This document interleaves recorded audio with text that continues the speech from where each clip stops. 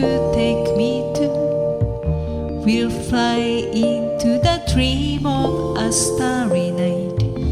No sense of time or gravity, no hatred, no negativity. But there are thousands of stars. When you touch me, I feel it.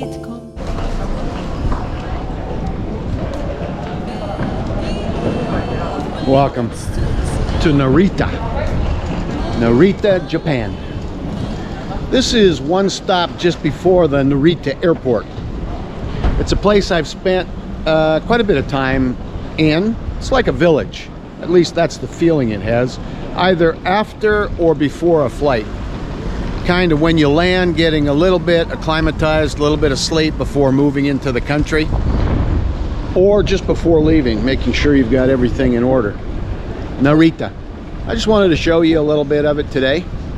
We're moving on tomorrow from this area back down south to Osaka, where we're going to connect up with Tamami and do some videos together ahead of getting started on the actual tour. So for me, Narita has a street up here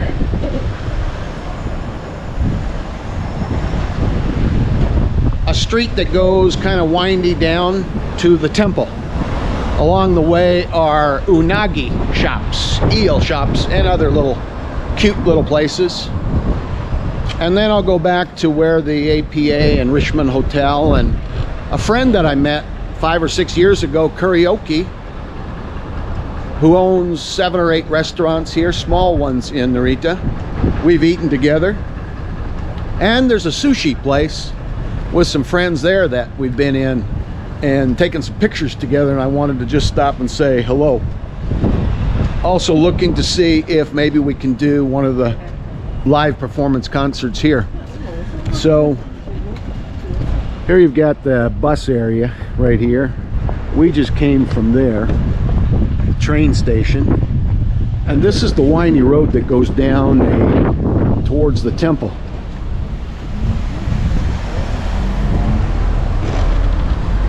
We've got those golden arches just ahead, which is kind of the last of the Western kind of philosophy lifestyle here. And then we get more into the traditional Japanese way of doing things, just to keep all those Americans happy.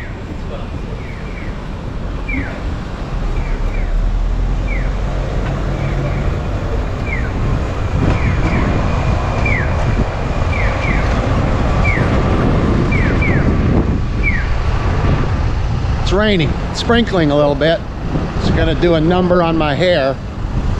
You can't get a haircut like this just at any barber. You gotta look far and wide in Japan to find a barber that can do it just right, part it on the right side, get the right coloring in.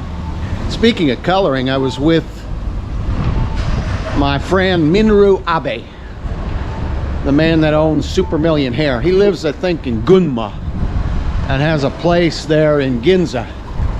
10, 11-story building. He's got a couple clubs in there. He does an internet show.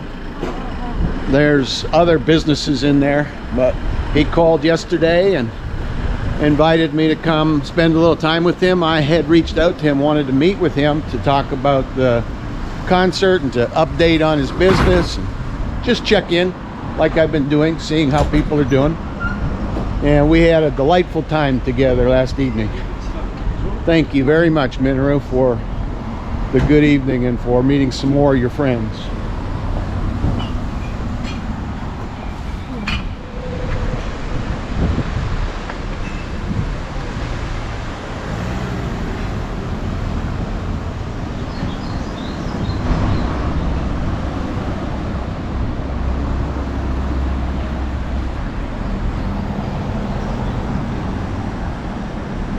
I love that piece of artwork up there. Isn't that beautiful?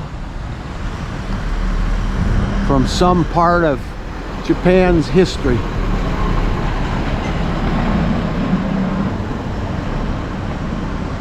Beautiful shop. A lot of these shops actually, as you can imagine, cater to all the tourists that come through here. Here you've got Ishiwata Hardware.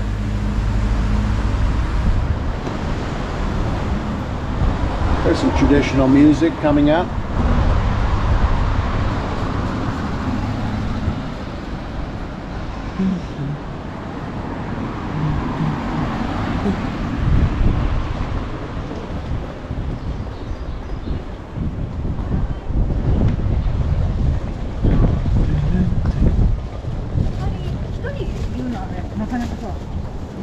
It's called Belief.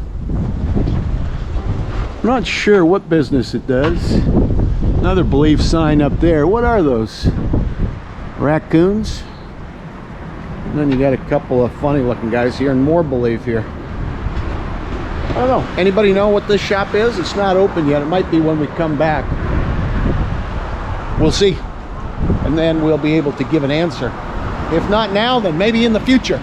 From Narita. Real close to the Narita airport.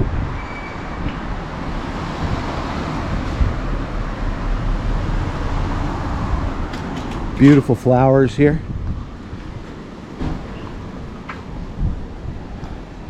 Vending machines everywhere.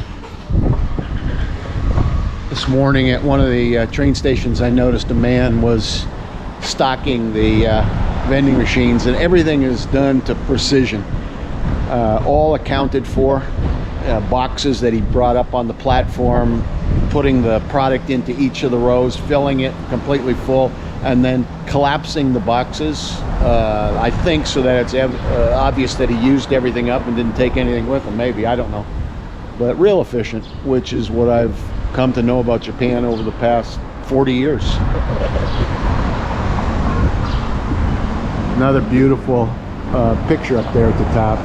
Looks like a city council. Wise people getting together.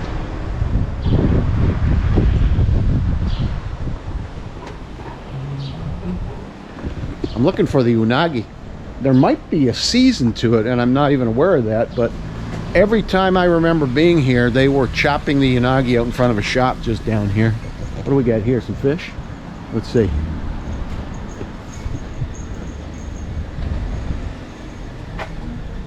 No, like vegetables, yasai, daikon, a special kind of Japanese radish. I've eaten in here before. Steakhouse. And I think here one time. Things are still fairly closed up. This is a typical Japanese grave site where they have loved ones that have gone on, and their tombstones. As you know, land is precious here in Japan, and so they've got to make the very best use of it that is possible. It's an island. It's an island of islands. Japan, the main island we know of, and then of course you've got up in the north Hokkaido, and down south where we were week before last, Kyushu, where we'll be again.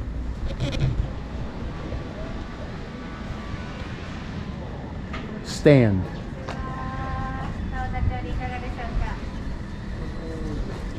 Oh, she's got all kinds of sake here.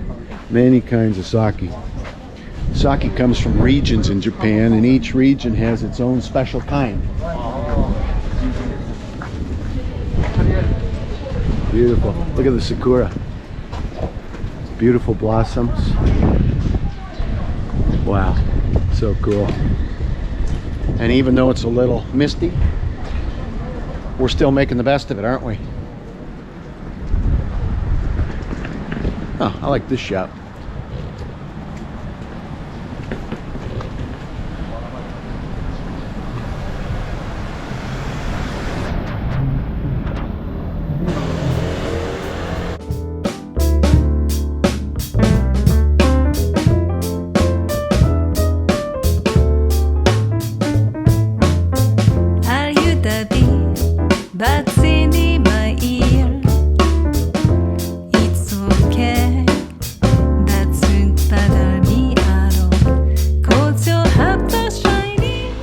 This is the street I was telling you about.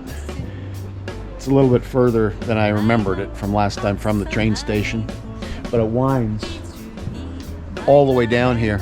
This is the most beautiful part, I think, of the strait and of the Narita village. Our food is rather